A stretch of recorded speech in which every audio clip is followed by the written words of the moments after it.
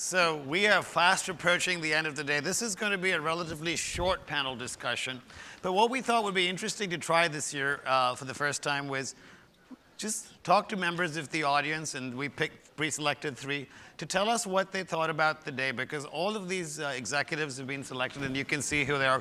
Ashley is the Chief Sales Officer at Arbonne. Lauren is Chief Marketing Officer for Irvine. I was getting Office Properties. I always want to put her in residential. Don't ask me why.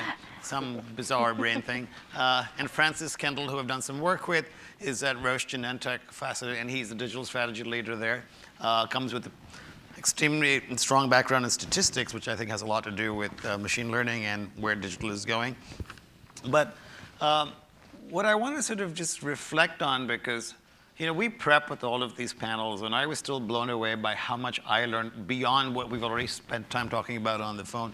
But I want to hear, let's just start with you, Francis, and sort of, so first a little bit about your company, and then a little bit about what you're doing, and one or two takeaways that you got from today that you think is, oh, Roche should consider this. Okay, so I'm from Roche Genentech, and I'm in the Pharma Development Group, which is responsible for the clinical trials taken to the FDA and the regulatory authorities. What I'm working on at the moment is really all around this. Machine learning, AI, how we can use machine learning in getting more insights from the data and working with providing the patient with more information, and then going into how we can use sensors to evaluate patients more. There was a lot that resonated with me today. I think it's how we approach the problem as innovation team. Edmonds, I thought it's fantastic. We've learned some of the learnings they've learned as well about how you approach innovation wrongly and then how you actually get there. I think we're not as far on as Edmonds. I think the other one that really resonated with me is that a complete focus on the consumer, or in our case, the patient, and really, and that fight for the consumer's time and how you get the consumer's time and you relay information to them in a timely manner and a useful manner. That really came a lot to me too. And then the other thing from the talker from Experian was about we're fighting on all fronts. As a pharma industry, we had in our heyday quite an easy way of just finding the drug and getting it onto market. Now there's more entrants in the market because there's more medical data around. The big healthcare suppliers are creating their own data sources and providing information on our molecules. So there's different fronts on this. And also, because of technology, patients are being able to be treated by just technology. There's one app out there that for diabetic patients that if they use it, they don't need to take metformin in the early doses. So the whole thing, the dynamics of the market, the healthcare market, and our market is changing. So fascinating day so far. Thank you so much. Lauren? Great. Thanks for inviting me to this. Most of you probably know Irvine Company as a real estate company, apartments, office, shopping. We think of ourselves in many cases as the ultimate lifestyle company. People live, they work, they recreate with Irvine Company. And so there were a couple things that really resonated about today and either reinforced or kind of helped to reframe some of the efforts we're working on. And the one that you mentioned early in the day, Vijay, was better to be first than to be perfect. And as I started to think through some of the areas where in the past year we've made moves to actually be first, even though we didn't always have it all figured out, it's really become a part of changing the culture within our organization. You met Pepper, right? And I think that was a really good example of let's experiment. Let's create a laboratory in motion and learn about something that we know will be relevant at some point for a lot of consumers. Another great example was the Lyft example. And that's one where the other thing that I observed today, which I think is always good to remind ourselves of, is that you don't have to necessarily be the builder of the technology. It's about knowing what your customers' needs are and trying to be as organic in meeting them as possible. So if a lot of people are already using Lyft, which we know they are, let's think about how we can help solve a different customer problem. For us, it's about commuting and making sure that our office workforce has great, easy, seamless ways to get to and from work and around. Let's partner with an expert on that, and we'll both win together.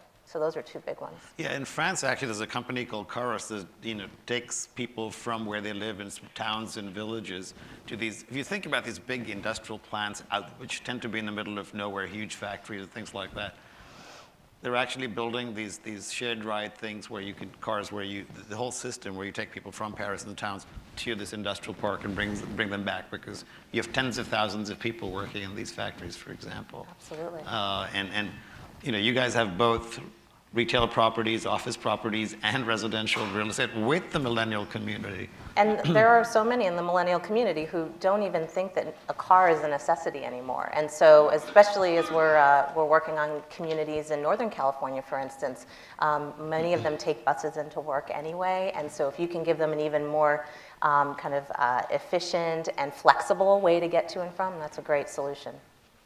Ashley? So I'm Ashley Good. I'm Chief Sales Officer with Arbonne. So you're a lifestyle company. We're a wellness company. So we make products that make you look and feel good from the inside out: nutrition, skincare, and health and wellness. So what really resonated for me was a lot of the information we heard with the discussions with Target and with Lyft, because our products are distributed through social selling. So we're part of the gig economy and really leveraging technology. So our number one corporate strategy is giving our consultants, which we call them our sellers, all the tools they need to be successful. And so whether that's the right compensation incentives or the right tools, and really technology, it's all about technology now for them, and that's the competitive advantage as our companies have to evolve. Because Avon was the first social seller 100 years ago, and many of you may be aware of their struggles in evolving their business models. So the Lyft discussion about culture and the incentives and the tools to make that experience great for their sellers then translates to the customer experience was really interesting for me. Also, from the Target perspective, in terms of that customer-focused piece as well, and the consumer aspect, and making that experience tied to, sometimes you need to sacrifice EBITDA, which is a really hard thing when you're investing in technology, to get in front of a board and say, I really think we need to make this technology leap, and it's going to take 2 years, or it's going to cost this, and I'm not quite sure what the ROI is yet. It's a really hard conversation. That, and I've heard that company after company, that is just a really hard sale to make. Like I said, there's a whole book out now on the narrative of valuation, where even the finance experts who work on valuation are talking about the importance of narrative, because you're betting on the future, and all these finance textbooks will give you numbers at the back of the chapter that tell you what your cash flows will be. We all wish the real world was like that, right? But let's talk a little bit about, so give me one technology that you think Genentech, Roche should, and I'm going to come to you, so you have time to think. Francis is going to be on this spot. He has the least time to think. It's my pet project, and it was one that I picked up from last year, which was about blockchain. I think it's pharma and healthcare, and I think that's the one that we need to start getting into now to understand the constraints. I know it's a very in its infancy blockchain, and I know finance has probably been seen to be dragging its feet. I think this is somewhere we can really make headway looking at the patient. No, and we find that in our we have smaller events, and we've had one on blockchain, and the interest is just off the charts, because I think this whole notion of a distributed ledger. I mean, we've had ledgers for years, right? Since I think man started exchanging anything. And I heard about this really fascinating story where they would actually engrave what you owed me on a rock and then put it outside another rock so that you couldn't change it and give it to a third party. But we're seeing it in so many different industries, and you read a lot more. But it's okay, blockchain, one. Lauren. I would probably say, and this is one that we're really excited about pursuing and are pursuing, is fiber and high-speed broadband, because as we think about what's going to enable people to live the lifestyles that they want, and again, how to become competitively first to market, that's an area where we know that it's a big bet, but it's an important one in terms of setting the infrastructure, especially since Irvine Company is a forward thinker, long-term planner. So if we put the right ingredients into our properties today, we see that there's going to be a lot of benefit to that. So you're betting on the infrastructure. Fantastic. Ashley? So for us right now, it's about predictive analytics. So we have millions of customer data, our sellers' data as well, and so applying the predictive analytic technology and the software that we're getting out there in the world and analyzing that to make our sellers more efficient and improve their dollar per hour, because many of them are just part-time. They only work, on average when they start, maybe 4 to 6 hours a week at most. And then as they become more successful and it replaces their income, maybe full-time, but giving them information that they can act on quickly about their customers' habits and their spending and what they can recommend and how they can email them or how to utilize different platforms that we have, and meeting them where they're at through their smartphone with that information. Okay, and the last question of the day. So the one thing you would do differently, things that you've been doing in your organization a certain way. And I'm going to start with you this time, so Francis gets a little more time to think. But something that it could be about technology, it could be about culture, it could be about innovation teams, whatever you like.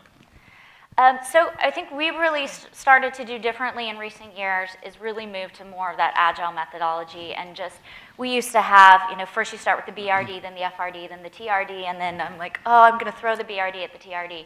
And so I think really integrating our business teams with the technology teams has been so crucial. Great suggestion. Lauren. Honestly, it's a bit of a carbon copy. Two things. One was I really appreciated the idea of having those who are really embedded in the team and then those who are the idea generators, and how do you mix up your team. That was the Edmonds session. I think that I might look differently about how I bring together the right team to address a specific problem and not be as constrained by what is their title, what is their role, but rather how to get the right experience and minds in the room. And just having sort of a capability assessment of your entire organization, like how many of us have that was very you could impressive. Actually mine? Yes, it was very impressive. Francis? To me, I think we mentioned it already, pushing out prototypes earlier, just getting that out in there. So I think I'll take action on that. That was fantastic. So thank you so much for spending time with us. So we have a nice reception outside, and obviously you're all welcome to stay. But before we leave, I do need to acknowledge my team, because I'm the guy who just stands up here and talks all day. But the people who do the real hard work are right in front of us. So first, we've got a whole bunch of student volunteers who've been escorting many of you during the day, so thank you.